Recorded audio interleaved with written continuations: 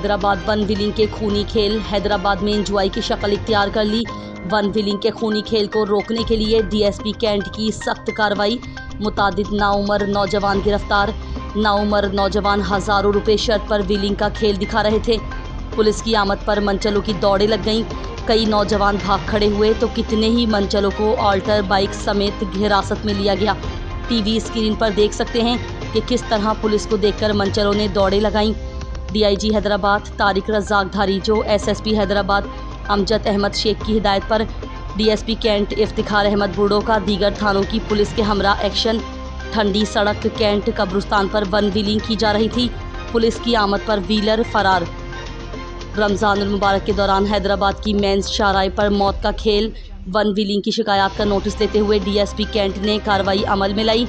Police ने कार्रवाई करते हुए मुतादिद नौजवानों को उनकी अल्टर शुदा मोटरसाइकिलों समेत पुलिस हिरासत में ले लिया। पुलिस ने नौजवानों को तहवील में लेते हुए उनकी मोटरसाइकिलें भी थाने मुंतकिल कर दी हैं। अस्सलाम वालेकुम। जैसे आज आपने देखा कि ये इनका रोज़ का ट्रेंड है मनचलों का। जैसे ये रोज़ बाइक राइडर्स हैं जो ना अपनी जान का सोचते ना किसी शहरी की जान का सोचते।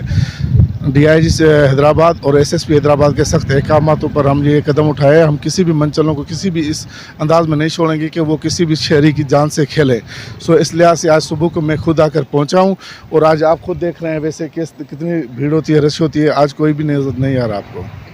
नहीं, इंशाल्लाह हमारी कोशिश ये है कि रोज़ाना बुनियाद पर मैं खुद यहाँ पर आकर खड़ा हो जाऊँ। आप खुद देख रहे हैं कि मैं सुबह 5 बजे से लेकर यहाँ पर खड़ा हूँ, सिर्फ इसीलिए कि हमें शहरियों की जान और माल की बहुत तहफ़्फ़ुज़ करने की हिफाजत की ज़रूरत है और वो कर रहे हैं। इंशाल्लाह आगे भी यही करेंगे।